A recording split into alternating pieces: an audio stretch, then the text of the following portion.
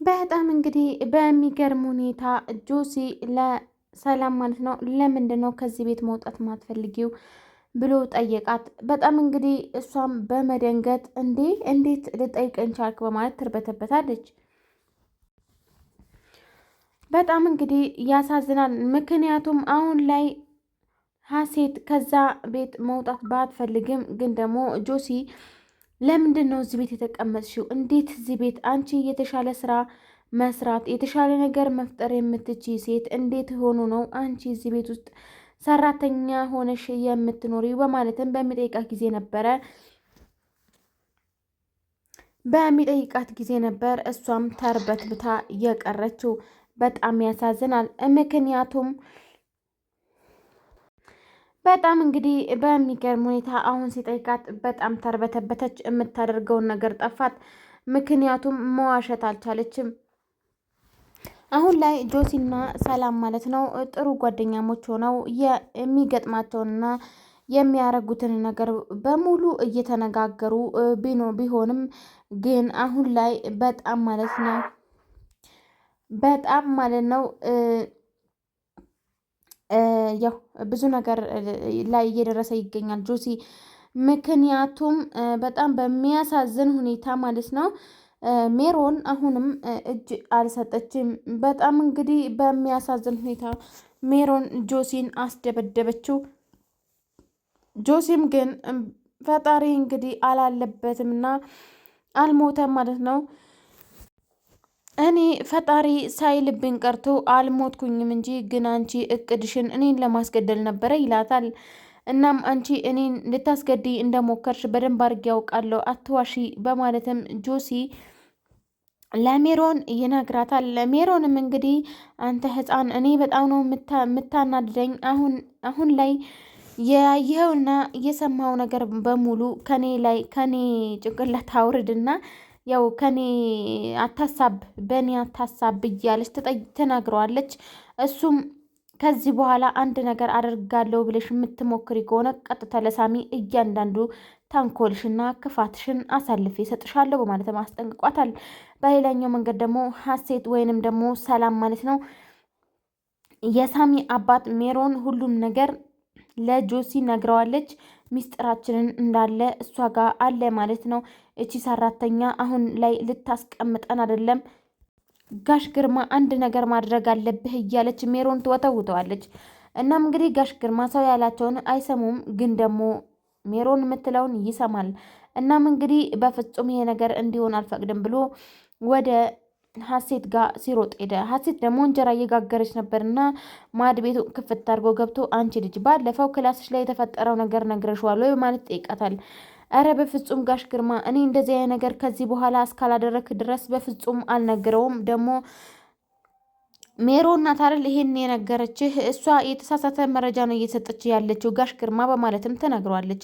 እናም እንግዲህ ጋሽ ግርማም እንግዲህ እሺ ያው እንግዲህ ለአንድ ሰው ትንፍሽ እላለው የምትይ ከሆነ እነግርሻለሁ ዋ በማለት አስጠንቋት ከዛ ከኪችን ይወጣል። እናም እንግዲህ ስታስበው ግን ሀሴት ይሄ ሁሉ ተንኮልና ሴራ የሜሮን መሆኑን ታውቋት ማለት ነው። ይሄ ነገር ጆሲን ለማስወጣት ከዚህ ቤት የተሰራ ሴራ ነውና አሁኑኑ ሄጄ ለጆሲ መናገር አለብኝ ትላለች ሀሴት። እናም እንግዲህ ወደ ጆሲ ክላስ ስትሮጥ ትሄዳለች። ጆሲ ደህና ነህ በማለት ጠይቀዋለች። እሱም ደህና ነኝ በማለት በፈገግታ ይመልስላታል። እናም እንግዲህ እሷም አሁን እሺ እንዴት ናት እየተሻለ ነው ወይ ብላ በምንጠይቀው ጊዜ አሞኛል ሲል ነበረ በረዶ ይዤ ልምጣ ያለችው። ግን ደግሞ ቀድሜ አንድ ምነግርህ ነገር አለ። ሜሮን ለጋሽ ግርማ የማይሆን መረጃ እየሰጠችው ነው። አንተን ከዚህ ቤት ለማባረርና የሆነ ነገር ለማድረግ እየተነጋገሩ ነው። እናም እንግዲህ ጆሲ ተጠንቀቅ በማለትም ሀሴት ተነግረዋለች ማለት ነው። እናም እንግዲህ ጆሲ በጣም ያሳዝናል። አሁንም እቺ ልጅ አታኛልኝም ማለት ነው በማለትም የተናገረ የነበረው። እናም እንግዲህ ሰሞኑ እኮ ያስደበደበችኝም እሷ ነበረች በማለትም ይመልስላታል። እናም እንግዲህ ማለት ነው በጣም እንግዲህ በሚያሳዝን ሁኔታ እሷ ከነገረችው በኋላ ከክላሱ ትወጣለች። ከክላሱን ከወጣች በኋላ ነበረ ለምን ድጋሚ በረዶ ይዛለ ስትመጣ ሰላም አንቺ ማለት በጣም ጥሩና ደግ ሰው ነሽ። እናም ከዚህ ከቤት ሰራተኝነት የተሻለ ነገር መስራት ትችያለሽ እና ለምንድን ነው እዚህ መቆየት የፈለግሽው? በማለትም ይጠይቃታል። እሷም እንግዲህ በጣም በመደንገጥ ማለት ነው። እናም ሌላኛው ደግሞ ነገር በጣም ቅር ያሰኘ ነገር ቢኖር ሀሴት አትበለኝ ብለሽኛል እና እንዴት ነው በማለትም ይጠይቃታል።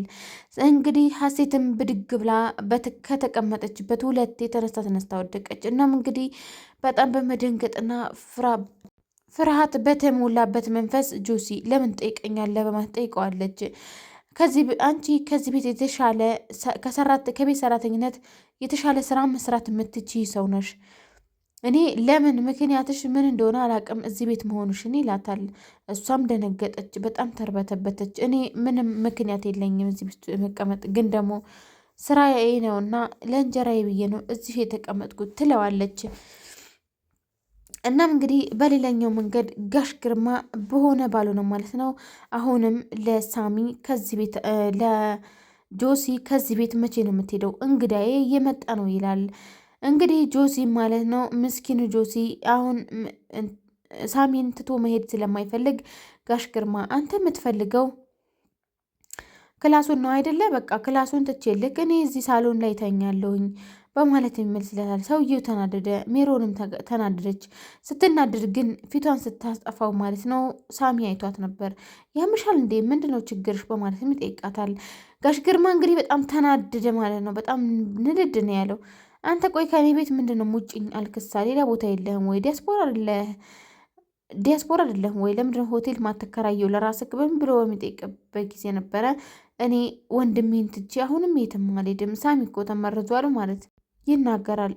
እንዴ እና ታዲያ በየሄደበት እየበላ የምግብ መመረዝ ብርቅ ነው ወይ እያለ ይመልሳል። አባትም እንዴ ጋሽ ግርማ እያልኩ ያለሁት አልገባህም መሰለኝ፣ ተመርዟል እያልኩ ነው በማለት በሚያስረዳው ጊዜ ነበረ። እኔ ምን አገባኝ ታዲያ፣ እኔ በቤቴ ነፃነት ማጣት አለብኝ ወይ ይላል ጋሽ ግርማ።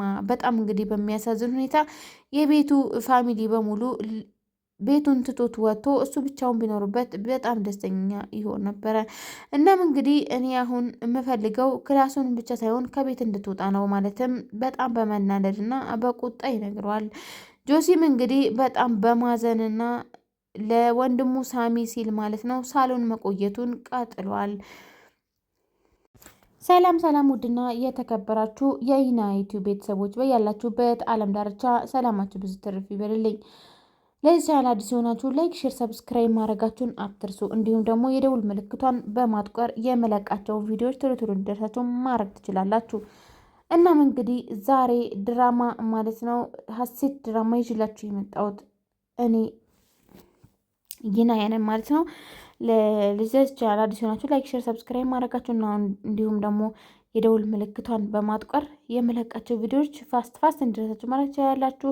ሀሳብ አስተያየት ደግሞ ኮሜንት ላይ ያስፈሩልኝ። ይሄንን ድራማ ሀሴት ድራማ በጣም አንገብጋቢ ነው። በጣም ቁም ነገር አዘል ነው። እንደዚህ አይነትም ሰዎች አሉ አጠገባችን ያሉ ሰዎችን እንግዲህ ሁሌ እኛ አምነን በየዋህነት ማለት ነው ምንም ነገር ላናስተውላቸው እንችላለን። ግን ደግሞ እንደዚህ አይነት ሰዎች አሉ።